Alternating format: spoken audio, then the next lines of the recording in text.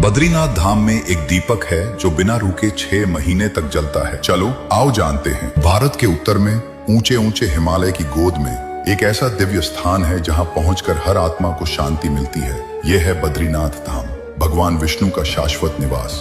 यहाँ की हवा में ही आध्यात्मिकता घुल चुकी है, पर इस धाम में कुछ ऐसे रहस्य भी हैं जिन्हें देखकर विज्ञान भी सिर खुजाता रह जाता है। क्या आप जानते हैं, ये मंदिर 6 महीने के लिए बंद रहता है, पर इसके भीतर एक दीपक जलता रहता है। पहला और सबसे बड़ा रहस्य, हर साल भीषण ठंड और बर्फबारी के कारण बद्रीनाथ धाम के कपाट लगभग 6 महीने अक्टूबर, नवंबर से अप्रैल, मई के लिए बंद कर दिए जाते हैं। इन 6 महीनों में मंदिर पूरी तरह बर्फ से ढक जाता है और वहां कोई मानव उपस्थिति नहीं होती।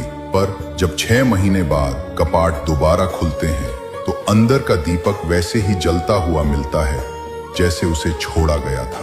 कैसे? इतनी भयंकर ठंड में बिना किसी की उपस्थिति के ये दीपक 6 महीने तक जलता रहता है। कौन इसमें तेल या बाती डालता है, ये आज भी एक अनसुलझा रहस्य है। भक्त इसे भगवान बद्रीनाथ का साक्षात चमत्कार और उनकी अखंड उपस्थिति का प्रमाण मानते हैं। बद्रीनाथ में एक और अद्भुत रहस्य है, तप्त कुंड। ये एक ऐसा प्राकृतिक गर्म पानी का झरना है जो बर्फीली अलकनंदा नदी के ठीक बगल में स्थित है। जहां अलकनंदा का पानी हड्डियों को जमा देने वाला ठंडा होता है, वहीं इस कुंड का पानी हमेशा गर्म रहता है। इस प्राकृतिक विरोधाभास का कोई स्पष्ट वैज्ञानिक कारण नहीं मिल पाया है। ये कुंड भक्तों के लिए एक वरदान है, जहां वे ठंड में भी पवित्र स्नान कर पाते हैं। क्या ये भूगर्भीय रहस्य है या भगवान बद्रीनाथ की ही एक लीला? इस मंदिर में भगवान बद्रीनाथ की मूर्ति काली शालिग्राम शिला से बनी है। मान्यता है कि यह मूर्ति स्वयं प्रकट हुई थी और आदि शंकराचार्य ने इसे अलकनंदा नदी से निकालकर स्थापित किया था। यह मूर्ति और इसका स्थान भक्तों के लिए मोक्ष और परम शांति का द्वार माना जाता है।